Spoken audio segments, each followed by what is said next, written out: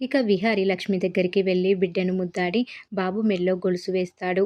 విహారి ఆ గది నుంచి వస్తే పద్మాక్షి చూసి విహారి లక్ష్మిని చూసేశాడా అని టెన్షన్ పడుతూ ఉంటుంది పద్మాక్షి.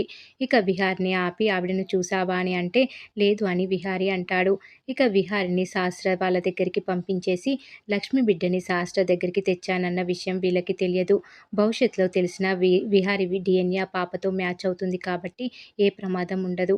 ఇక నా కూతురు కాపురానికి ఉన్న ఒకే ఒక అడ్డు ఆ లక్ష్మి. దాన్ని అడ్డు తొలగించుకుంటే ఇక ఏ ప్రాబ్లం ఉండదు అని అనుకుంటూ ఉంటుంది పద్మాక్షి. ఇక లక్ష్మి బాబుతో నిన్ను సరైన టైంలో ఆ ఇంటికి వారసుడిగా పంపిస్తాను. అప్పటి వరకు మనం ఎక్కడికైనా దూరంగా వెళ్ళిపోదామని అంటుంది. ఇంతలో బామ్మ రావడంతో నేను బిడ్డ ఇక్కడ ఉండమని అంటుంది లక్ష్మి బామ్మతో. అదేంటి సిరి, నన్ను వదిలేసి వెళ్ళిపోతా అంటున్నావా అని బామ్మ బాధపడుతుంది. నాకు నువ్వే మన్మరాలివి, వీడే ముని మన్మడు. మీరు తప్ప నాకు ఎవరు లేరమ్మా. చావైనా బతికైనా మీరు ఎక్కడికి వెళ్తే నేను అక్కడికే వస్తాను అని బామ్మ అంటుంది లక్ష్మితో. ఇక లక్ష్మి ఎంత చెప్పాలి అనుకున్నా బామ్మ వినదు. బిల్ కట్టేసి ఇక్కడి నుంచి వెళ్ళిపోదామని అంటుంది బామ్మ. దాంతో లక్ష్మి సరే అని అంటుంది. ఇక బామ్మ లక్ష్మి కోసం చెప్పులు, తలకి గుడ్డ తీసుకొని వస్తుంది. ఇద్దరు బయటకు వెళ్తారు. ఇక పద్మాక్షి రౌడీకి ఫోన్ చేసి హాస్పిటల్కి రమ్మని పిలుస్తుంది. లక్ష్మి ఏ గదిలో ఉందో చెప్పి వెంటనే లక్ష్మిని చంపేయమని అంటుంది రౌడీతో పద్మాక్షి. ఇక లక్ష్మితో నాకు పని అయిపోయిందని పద్మాక్షి అంటుంది. ఇక లక్ష్మి బాబుని బామ్మని తీసుకొని బయటకి వస్తుంది. బామ్మ బాబుని పట్టుకుంటే లక్ష్మి లగేజ్ పట్టుకుంటుంది. ఇద్దరు బయటకు వెళ్తారు. రౌడీ లక్ష్మి వాళ్ళని బయట చూస్తాడు. ఇక లక్ష్మిని చూసిన రౌడీ వాళ్ళ వెంట పరుగులు పెడతాడు. లక్ష్మి బామ్మని తీసుకొని స్పీడ్గా వెళ్తుంది. బామ్మని బాబుని ఓ షాపు వెనుక దాక్కోమని అంటుంది. నువ్వు ఎక్కువ పరిగెత్తలేవు బామ్మ, నేను వాడి దారి మరలిచ్చి వస్తా, నువ్వు ఇక్కడే ఉండు, ఎక్కడికి వెళ్ళకు అని అంటుంది బామ్మతో లక్ష్మి. ఇక లక్ష్మి రౌడీ చూసేలా పరుగులు పెడుతుంది. బామ్మ బాబుని పట్టుకొని అక్కడే ఉంటుంది. లక్ష్మి చాలా దూరం పరిగెత్తి ఓ బ్రిడ్జి దగ్గర పెద్ద రాయి విసిరి గట్టిగా అరుస్తుంది. తర్వాత దాక్కుంటుంది.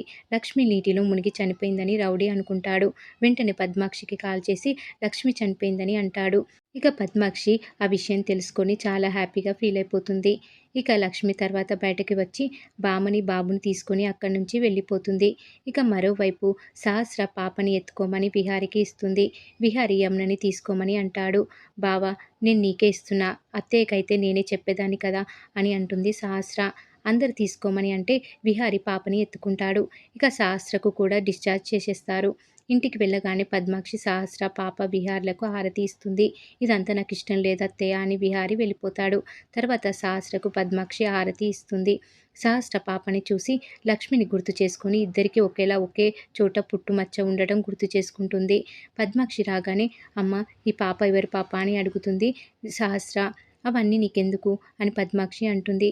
అది కాదమ్మా, ఈ పాప నాకు ఆ లక్ష్మిలా కనిపిస్తుందని సహస్ర అంటుంది. దానితో పద్మాక్షి షాక్ అయి సహస్రను తిడుతుంది.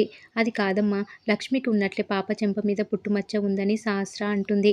దాంతో పద్మాక్షి కవర్ చేస్తుంది. పాపని బాగా చూసుకోమని చెప్పి ఇక పద్మాక్షి తనలో తాను సహస్రకు అనుమానం వచ్చింది.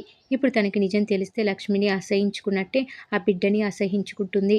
అప్పుడు ఇంట్లో అందరికీ అనుమానం వచ్చేస్తుందని పద్మాక్షి అనుకొని ఎప్పటికీ సహస్రకి విషయం తెలియకూడదు అని అనుకుంటూ ఉంటుంది. మరి ఏం జరగబోతుంది అనేది రాబోయే ఎపిసోడ్లో తెలుసుకుందాం.